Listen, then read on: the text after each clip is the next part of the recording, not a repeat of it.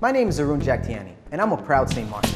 In a few short weeks, our country is going to be heading to the polls to elect 15 new members to Parliament. There's 126 candidates from 9 different political parties that are contesting this election, and I think the entire voting population could benefit from knowing a little bit more about who these candidates are. Over the next few days, I'm going to interview a few new faces and a few political veterans. So join me, St. Martin, and let's talk politics. You mentioned earlier the importance about setting the record straight, especially where your reputation is concerned. I'm going to give you an opportunity to do just that. A few weeks ago, I think it was, I read a headline online that said, Romain not guilty, all charges dropped. And then I think less than 24 hours later, I read another headline, Romain guilty. Which is it? Were you guilty, not guilty? And how should that affect the thought process of somebody thinking about, casting a vote of confidence for you? Look, once again, I said this, the media in St. Martin has a responsibility, and we have to hold them accountable. One of the things that I'm looking at, in certain countries, there are laws that protect individuals when media print false things about them.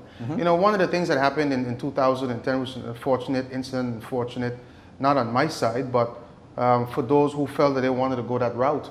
You had individuals that felt that they wanted to go to the police station to file charges against me. This is the country that you live, that you can have an argument with someone, and if they get a witness, they can go down and file a charge, and then all of a sudden you're before a court, and then your whole reputation and your character is being assassinated. There's consequences, but then there's no consequence to that individual who goes and files that charges. Good point. So that is what transpired in 2012.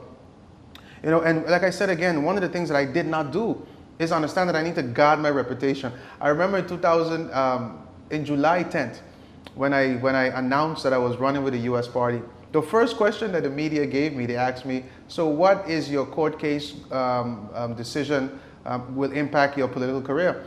And my reply to them was, I said, I thank you very much for finally, after 4 years, calling me and asking me, Mr. LaVille, what is your take on the situation happened? Sure. And so, you have media that prints these things, especially one particular media source. I don't know, from since I declared myself independent, they seem to have an issue with me.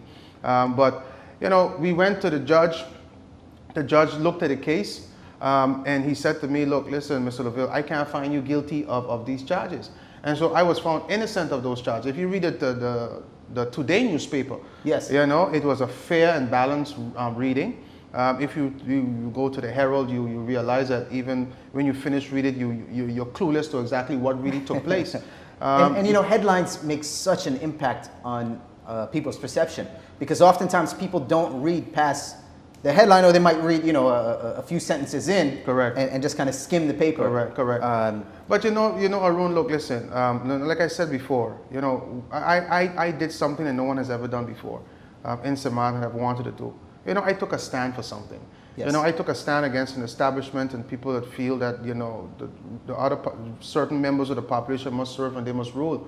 I took a stand not against individuals, but an ideology of we must have and others must want, and there must not be a fair, equal playing field and opportunity for someone if they want to be able to be successful. And so when that happens, it's going to come with certain issues. You're going to have to bear a heavy cross. And sure. So I bore that cross for 4 years. I am grateful and happy of the justice system for their rendering of the verdict.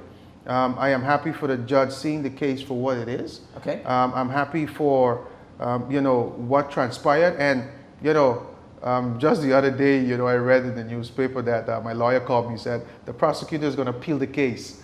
And so, if I was found guilty, why would he appeal a guilty case? That's a strong point. So, that's why I tell people all the time, and what we have done in our campaign, we have moved away from print media.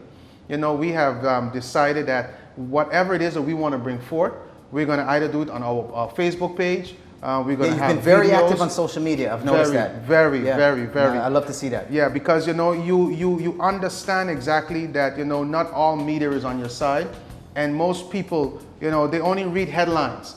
They read, correct. So you live and you learn. But I'm grateful, and those who know me know exactly the type of person that I am.